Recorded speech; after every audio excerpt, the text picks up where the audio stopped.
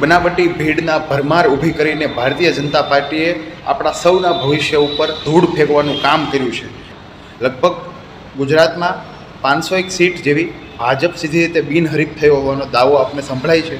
આ વાત ઉપર આપણે એ સમજવું પડશે કે અત્યાર સુધી આ કોંગ્રેસ પોતાના ઉમેદવારને સાચવી નથી શકી કે જે લોકોના ભવિષ્યની વાત કરવા માટે ચૂંટણીમાં ઊભા હોય. વિચાર કરજો દોસ્તો કે લોકશાહી આમાં કઈ હદે સચવાયેલી છે.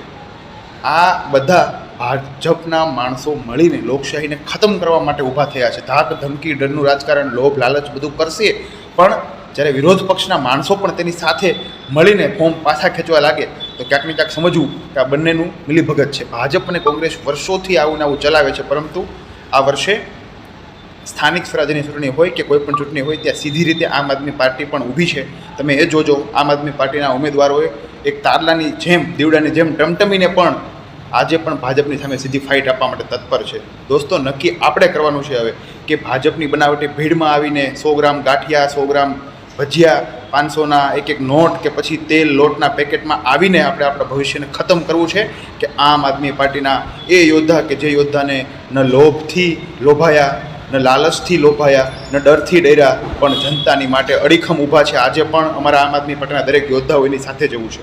કદાચ પૈસા થકી, કદાચ આર્થિક રીતે, કદાચ નાના માણસો, મધ્યમ વર્ગના માણસો છે, પરંતુ હિંમતથી મોટામાં મોટા માણસો છે. કારણ કે ભાજપની સામે સીધી રીતે ઊભી રહેવાની તાકાત એ આમ આદમી પાર્ટીના યોદ્ધાઓ છે. દોસ્તો, નક્કી આપણે કરવાનું છે કે આપણા આસપાસના કોઈ પણ વિસ્તાર હોય, આપણા કોઈ પણ ઉમેદવાર આમ આદમી પાર્ટીને લડતા હોય, તેને મનોબળ એકદમ મક્કમ પૂરું પાડવા માટે આપણે સૌ ત્યાં એને સપોર્ટ કરીએ. જે રીતે સપોર્ટ થઈ શકે એ રીતે એમની સાથે ઊભા રહીએ. કારણ કે આ ભાજપની સામે તો કોંગ્રેસ ઊભું નથી રહી શકતું.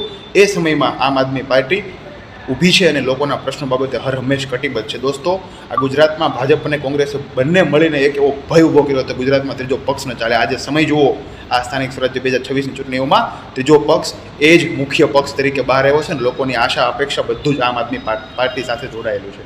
નક્કી કરી લેજો દોસ્તો, હજી પણ સમય ગયો નથી. આ 10 દિવસના સમયમાં દરેક તમારા આસપાસના આમ આદમી પાર્ટીના ઉમેદવારને મક્કમ કરવા માટે તમે સાથે ઊભા રહેજો તો એનું મનોબળ વધશે. એ જ આવનાર તમારું ભવિષ્ય સુધારવા માટે કટિબદ્ધ છે. કારણ કે આ ગુંડા તત્વોથી ભરેલી ભારતીય જનતા પાર્ટી અહંકારી ભાજપની સામે સીધી રીતે ઊભા રહ્યા છે. તો એ લોકોના કંઈક ને કંઈક મનોબળને મક્કમ કરીને અને લોકોના પ્રશ્નોને વાચા આપવા માટે ઊભા છે. બસ જનતાની જ હવે જરૂર છે અને તમારા મતરૂપી એક એના આશીર્વાદની જરૂર છે, જેથી કરીને તમારા માટે છેક સુધી પહોંચી શકે. આવો સાથે મળીને આ ગુજરાતમાં એક પરિવર્તનના માહોલ રૂપી ભાજપને હટાવીએ અને સામાન્ય માણસોની સરકારને, સામાન્ય માણસોના ઉમેદવારને જીતાડીએ. જય હિન્દ, જય ભારત, જય જય ગરવી ગુજરાત.